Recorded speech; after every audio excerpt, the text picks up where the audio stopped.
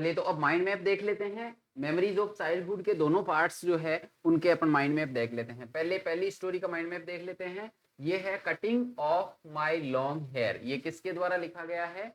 जितक्लासा के द्वारा लिखा गया है। इंट्रोडक्शन क्या है? अमेरिका में कार्लाइजल इंडियन स्कूल में ये पढ़ती है। वहां पर स्ट्रिक्ट एनवायरमेंट है, कोल्ड वेदर है, विंडियस्ट वेदर है वहां पर, और सारे के सारे जो रूल्स एंड रेगुलेशंस है वो बहुत ही ज्यादा स्ट्रिक्ट है। इंडिया स्कूल का नाम क्या है? Indian Carlisle school, Carlisle Indian school. Morning routine क्या है? वहां पर सुबह एक बेल बजेगी, उस बेल के साथ ही आपको लाइन बना करके डाइनिंग हॉल में जाना होगा, और डाइनिंग हॉल में जाकर के वहां पर बेल सिस्टम के अकॉर्डिंग आपको खाना खाना होगा। 3 बेल बजेगी वहां पर। पहली बेल जब बजेगी तो आपको क्या करना है? To draw the chair from under the table. ठीक है, टेबल के नीचे से चेयर को जो है वो खींचना होगा। दूसरी बेल में उस पर बैठना होगा, और तीसरी बेल में नाइफ एंड फोर्क उठा करके खाना शुरू करना होगा। लेकिन जितक्लासा जो है वो उल्टा कर देती है। जितक्लासा पहले क्या करती है? जब वो पहली बेल बजती है तो वो टेबल को उसको कुर्सी को निकालती है और ऊपर बैठ जाती है। जब वो देखती है कि अरे यार ये तो सारे चारे खड़े ही हैं, तो फिर वो खड़ा होने की कोशिश करती है, शर्मिंदा हो जाती है। पेलफेस वुमेन उसे देख रही है। वो जब खड़ा होने की कोशिश करती है तो दूसरी बेल बज जाती है, जिसका मतलब है कि बैठना होता है, तो सारे बैठ जाते हैं। अब उसके पास कोई भी हिम्मत नहीं है कि वो कोई और वेंचर करे, तो वो रोने लग जाती है। और तीसरी बेल बजती है, तब सारा खाना खाना शुरू कर देते हैं और वो रोना शुरू कर देती है। अपीयरेंस कैसा है? सॉफ्ट मोकेसिन्स है ना, ढीले ढाले कपड़े हैं, और ब्लैंकेट ओवर हर शोल्डर्स, और लॉन्ग हेयर में जितक्लासा है। और दूसरी जो लड़कियां हैं वो टाइटली क्लोजली क्लिंजिंग ड्रेसेज उन्होंने पहन रखी है, और स्टिप शूज पहन रखे हैं। और छोटी बच्चियां जो है उनकी ड्रेस सिस्टम क्या है? उन्होंने स्लीव्ड एप्रन पहन रखे हैं, और सिंगल्ड उनके हेयर है। ये हो गया उनका अपीयरेंस के बारे में। अनाउंसमेंट क्या होती है? Cutting of hair. जुडविन उसे आकर के कहती है कि, जुडविन को क्योंकि इंग्लिश आती है, तो जुडविन उसे आकर के कहती है उसकी फ्रेंड कि तुम्हारे बाल जो है वो काटे जाएंगे, स्कूल अथॉरिटीज को मैंने कहते हुए सुना है। वो रजिस्ट करने की कोशिश करती है, ठीक है, और वो कहती है कि नहीं, बाल नहीं कटवाऊंगी। क्योंकि उसकी माँ जो है वो कहती है कि शॉर्ट हेयर जो होते हैं वो मोर्नर्स के द्वारा रखे जाते हैं, जिनके घर में कोई डेथ हो जाती है। और सिंगल्ड हेयर जो है वो कॉवर्ड या फिर युद्ध में कैप्चर्ड जो कैदी होते हैं उनके काटे जाते हैं, उनके द्वारा रखे जाते हैं। तो मैं अपने बाल जो है वो नहीं कटवाऊंगी। कौन कहती थी? इसकी माँ कहती थी। तो इससे बचने के लिए वो क्या करती है? वो अपस्टेज पे चली जाती है। अपस्टेज पे एक रूम है जो कि डार्क है, ग्रीन पर्दे उस पे लगे हुए हैं, उसकी वजह से उसके अंदर अंधेरा है। वहां पर जाकर के अंडर द फारदेस्ट बेड वो जाकर के छुप जाती है। ठीक है, उसके नीचे छुपने के बाद में वो देखती है, सुनती है कि उसकी तरफ आवाजें जो है वो उसकी तरफ बढ़ती हुई आ रही है। उसकी फ्रेंड भी उसे ढूंढ रही है, सब उसे ढूंढ रहे हैं। और अचानक उस कमरे के कोई जो है वो पर्दे खोल देता है, और पर्दे खोलने की वजह से उसमें लाइट आ जाती है, और लाइट की वजह से उसे जब झुककर देखा जाता है तो वो उसके नीचे मिल जाती है। उसको ड्रैग आउट कर लिया जाता है, घसीट के बाहर निकाल लिया जाता है, कुर्सी में बांध दिया जाता है, और उसकी चोटियां जो वो काट दी जाती है। जब चोटियां काट दी जाती है तो प्रयास करना बंद कर देती है, और कहती है कि मैंने जो है अपनी आइडेंटिटी को खो दिया है।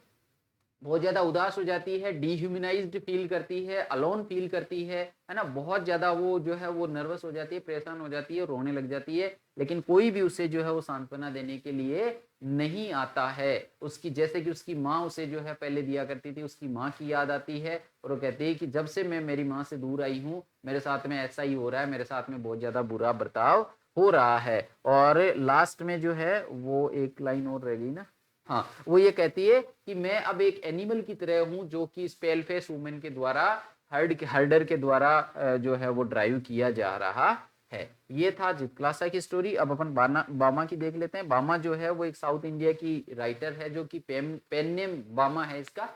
ठीक है, पेन नेम बामा के नाम से ये लिखती हैं, और ये रोमन कैथोलिक दलित फैमिली से बिलोंग करती है। और पहली बार इनका अनटचेबिलिटी से सामना कब होता है? जब ये तीसरी क्लास में होती है और अपने घर जा रही होती है। जब ये घर जा रही होती है, तीसरी क्लास में होती है, तो इनका पहली बार जो है वो अनटचेबिलिटी से सामना होता है। और 10 मिनट, स्कूल और घर के बीच की दूरी कितनी थी? 10 मिनट की दूरी थी, लेकिन इनको 30 से 60 मिनट जो है वो लग जाया करते थे। कारण क्या था? कि वहां पर बहुत सारी चीजें रास्ते में जो है वो देखने को मिलती थी। अट्रैक्शंस क्या क्या होते थे, विशेष रूप से आप बड़े वाले वीडियो को देख लीजिएगा, इसमें एक भी पॉइंट आपका छूटना नहीं चाहिए। जैसे मरियता टेम्पल हो गया, है ना, परफॉर्मिंग मंकी हो गया, स्नेक एंड स्नेक चार्मर हो गया, मरेता temple and huge bell hanging there ये हो गया। इसके अलावा हंटर जिप्सी के लोग हो गए, क्लेबिड नीडल्स एंड एयर क्लीनर्स बेचते हुए वो हो गए, एंड हंटर जिप्सी का लोग जिसके साथ में विल्ड लेमूर है केज में वो हो गया, एक साइकिलिस्ट है जो कि 3 दिन से साइकिल के नीचे नहीं उतरा है वो हो गया,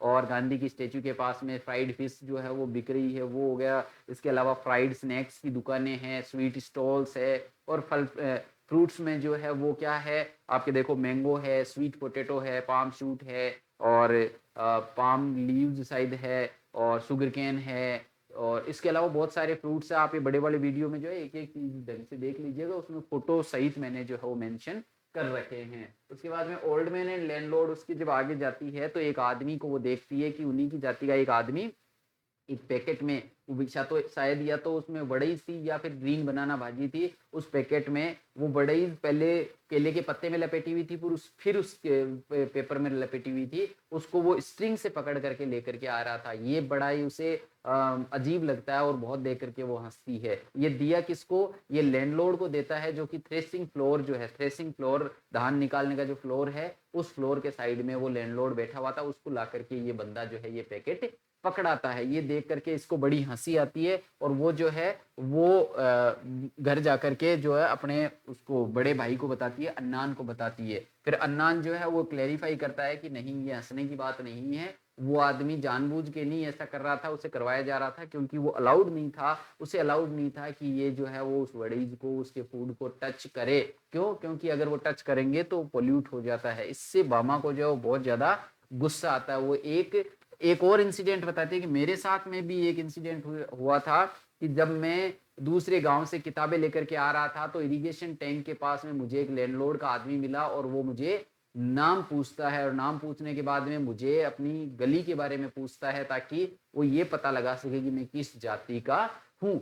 तो ये इंसिडेंट बताती है। उसके बाद में अन्ना के सजेशन जो है वो अन्ना की जो बात होती है उससे बहुत ज्यादा उसे गुस्सा आता है, बहुत ज्यादा परेशान हो जाती है। वो ऐसा कहती है कि मैं खुद जो है उसे टच करना चाहती हूँ, मैं जाकर के टच करके आऊंगी, मेरी इच्छा है। और मैं वो ऐसा सोचती है कि यार ये हमारी जाति के लोग उनके लिए ऐसा करते ही क्यों है, क्यों ना वो अपना काम करे और पैसे लेकर के घर आ जाए, उनके पर्सनल टास्क को वो जो परफॉर्म करते ही क्यों है। फिर अन्ना सजेस्ट करते हैं कि देख अगर तुम्हें इस इंडिग्निटी से और इस इनइक्वलिटी से बाहर निकलना है, यदि तुम्हें इक्वलिटी चाहिए और डिग्निटी चाहिए तो कठिन मेहनत करो, हार्ड वर्क करो, पढ़ाई में अपनी क्लास में टॉप आओ, और जब पढ़ाई में तुम फर्स्ट आ जाओगी, जब पढ़ाई में तुम टॉप कर जाओगी ना तो सारे लोग अपने आप ही तुम्हें जो है वो सम्मान देने लग जाएंगे, सारे लोग जो है अपने आप ही तुम्हारे पास बैठना शुरू हो जाएंगे और ये सारी इंडिग्निटीज जो है वो खत्म हो जाएगी। इससे उस पर इतना अच्छा इफेक्ट आता है कि वो पढ़ती है और वास्तव में क्लास में अपनी जो है वो पढ़ाई में टॉप कर जाती है। तो education through empowerment through education हमें यहाँ दिखाया गया है, कास्ट डिस्क्रिमिनेशन हमें यहाँ दिखाया गया है, यदि थीम्स की बात कर ली